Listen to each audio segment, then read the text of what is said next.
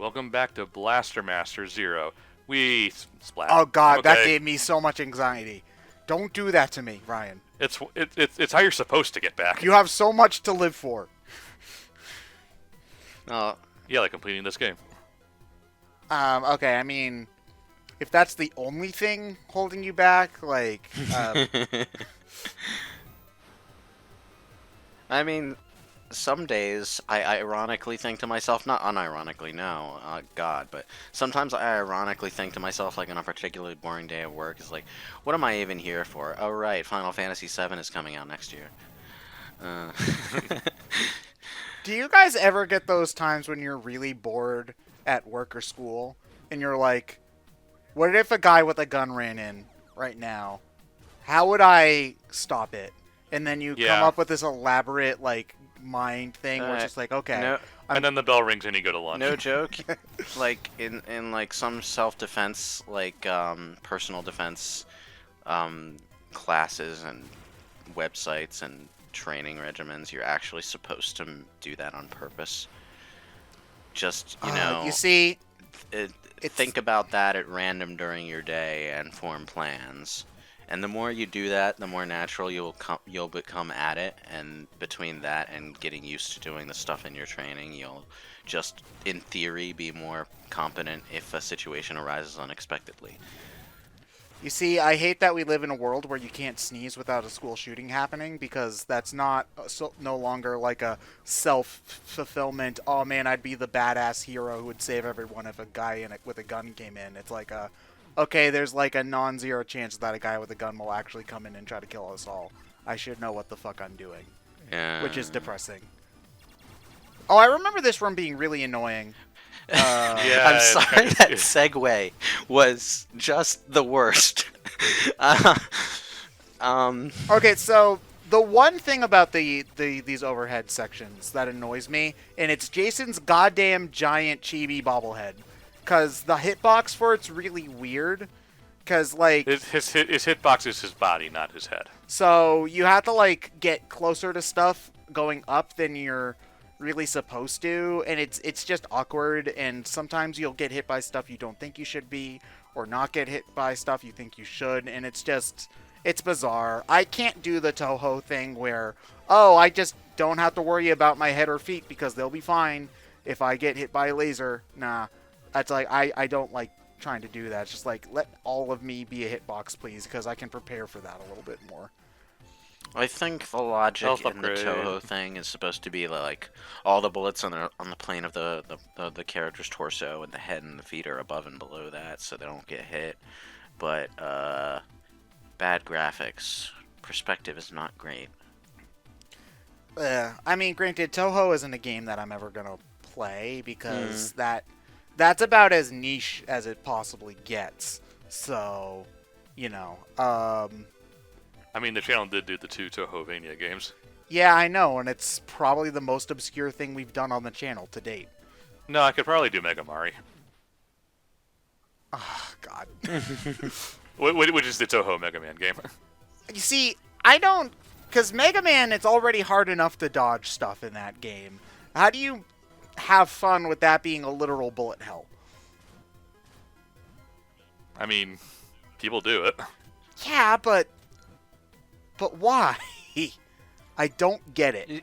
You could ask why about a lot of You know, things, Ted. I used to be slightly like off about Toho being just a bullet hell game that randomly has all these anime women characters for no reason.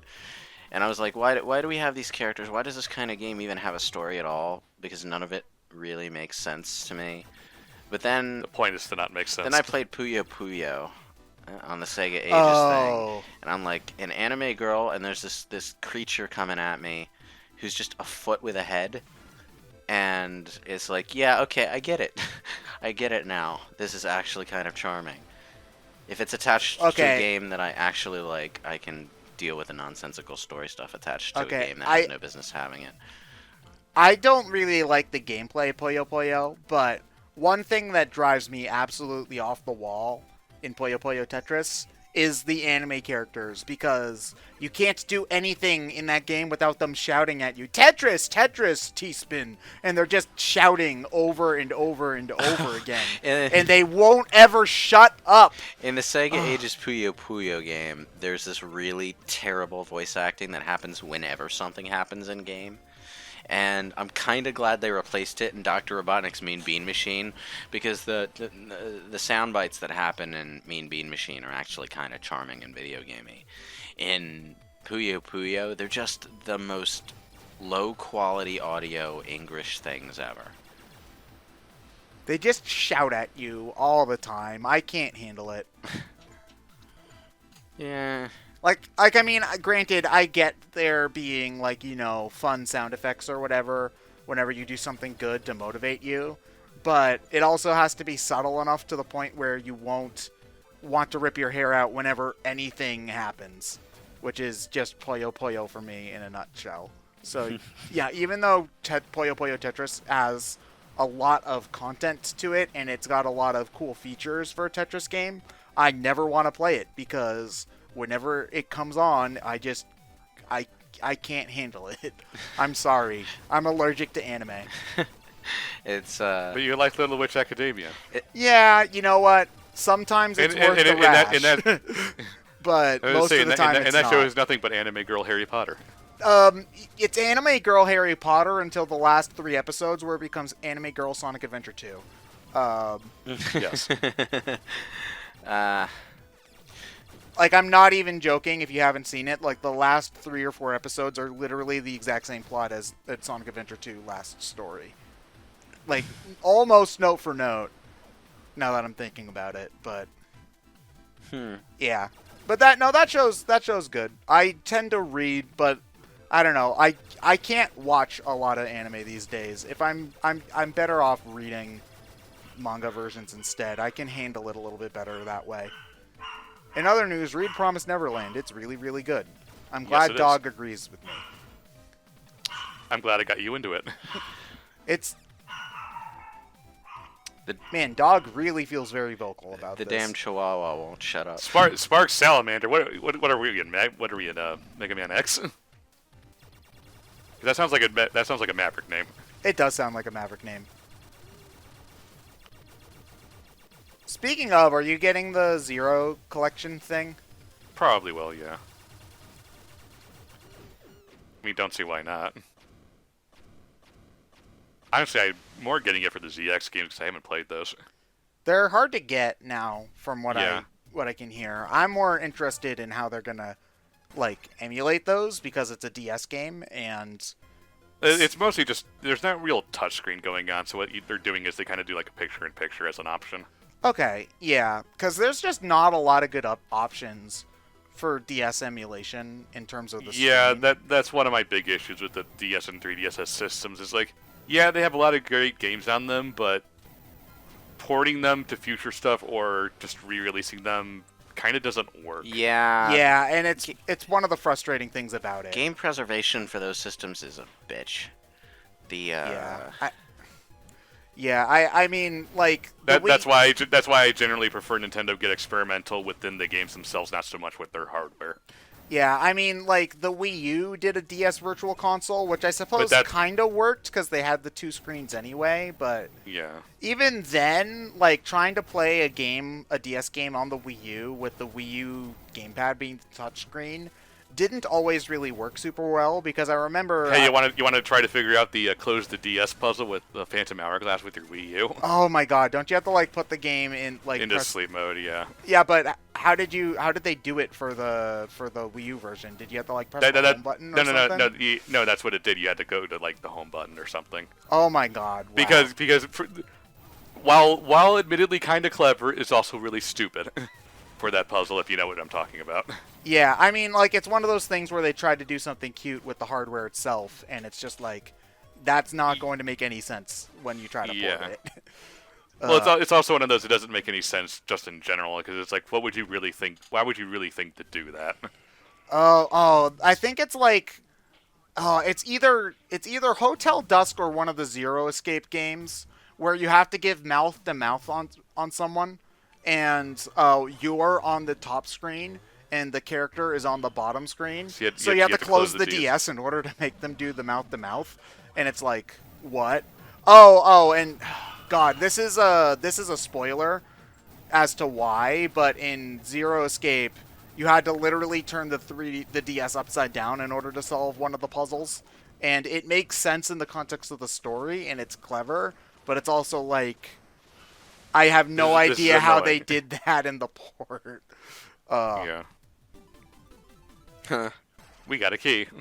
That's all we get for this. It's kind of dumb. Yeah, I feel like this game It was tries a plot loading boss. Yeah, I feel like this game tries to be more Zelda than Metroid in many ways. a little bit, yeah. Because there's a lot of, like, okay, these areas are enclosed, and then you find the thing that opens up more stuff within that area, and then you explore a little bit more, and then you find a boss and beat it up and go to the next area. Now we have to go all the way back up. Oh, God, yeah. On the bright side, when you have to go back through here again, it makes traversing the general area really easy because it's just kind of that one horizontal line. Yeah, On the and way also back. all the water's gone, so it's a lot easier to get back to where you came from. Yeah. But unfortunately, it is part of the game, so... Yay! I did cut out, obviously, on the first time we had to backtrack through the areas, I did cut that out because there's nothing going on, really. It's But this is something you do have to do for the game to progress, so I do feel the need to show it a little bit, because this is what you're getting into when you play the game. Yeah, cutting backtracking is always a weird thing to consider when editing some of these games because, you know, it's part of the experience. How much of it do you cut and not cut? You know? Yeah. Well, I mean, Like, it's- it also depends on what kind of playthroughs you run. Some channels Yeah. I've noticed just make Let's Plays that are highlight reels. So you'll cut a 60-hour RPG down to 5 parts somehow. But then, I don't really like that. if you personally. haven't That's played the not- game, you don't know what the hell's going on, is the weak point of that particular style. At that point, I feel Yeah. like I'm watching somebody's Twitch playthrough highlights. Yeah. You know, like, which I don't, you know, at that point, I mean, again, I guess it just depends on what you're watching the content for. Like, if you're watching it for the personality, then I guess it doesn't really matter. But I feel like when I'm watching a Let's Play, I'm at least 30 to 40% watching it for the game, even, and sometimes I'm watching it, like, up to 100% for the game. I don't really care Oh, I've about the person. definitely skipped playthroughs of people I watch just because they're playing a game I don't care for. Yeah, and that's not anything against, like, Clement or Johnny or whatever. When it's just like, I'm sorry, Johnny, but I don't care about L.A. Noire again. This is like the 4th time you've done that game. So I'll What? pass on this one. What? I'm kidding mostly. Okay. Yeah, but it's just like if it's the game that I don't really care about, I don't really feel too bad about skipping it, you know, even if I like the creator's other stuff. But of course, you viewers should watch every BrainScratch video we do because they're all excellent, Yes. right? Hit Yes. that like button, ring that bell, send us money. I mean, what? Ah. Oh yeah, there's a huge shortcut you unlock. We could take a shortcut. Is that a quote of something? Because it just sounds like an ordinary statement to me. It's half quote, yeah. Do you ever Go on. use any of the other weapons besides the electric one? No, the electric one's the most useful one because it hits below you. I mean, it is very good, yes, but some of the other ones are cool. Well, why do I need the missiles when I had the go through walls laser? Because they're missiles. They go like kaboosh, and then they'll blow up. It's fun. Yeah, but I have go through walls laser. I don't need to engage then. But they go boom. They're supposed to be an earth-shattering kaboom. I don't have a PEX34Q modulator. Oh, okay. I forgot about this. The tone of red that they have for those pipes made me think that they were just part of the background for a moment, and I was just like, how are you supposed to get back up here? I mean, we have a hover. I mean, yeah, but the hover doesn't really give you an awful lot of upward speed, so you probably wouldn't have been able to make it all the way back up. Possibly. I also don't think that you get. Does this game have the SP increases? I don't recall. Okay, because I know that the second game does, but I believe you just have. I think you're already at the max SP. Yeah. Oh, who's ready this. for platforming is Jason? Oh God. Oh God, no! What Please. a thrill in darkness and silence Oh, through the night. can we not? How about no? Geronimo. Oh God, damn it! That made Slowly, slowly, that with a thrill in my heart. Hey, Oh. I've played Prince of Persia Classic. Okay, it takes a lot more than this to make me nervous. Yeah, but you insta die if you fall. Is the thing. I mean, same Prince of Persia Classic. Yeah, but your character wasn't as small in Prince of Persia Classic, so a fall that's only 2 screens high didn't feel as big. In Prince of Persia Classic, basically everything kills you, so you're under constant threat of death the entire time through. So it doesn't really matter that the falls aren't as big because everything is going to end you if you fuck up.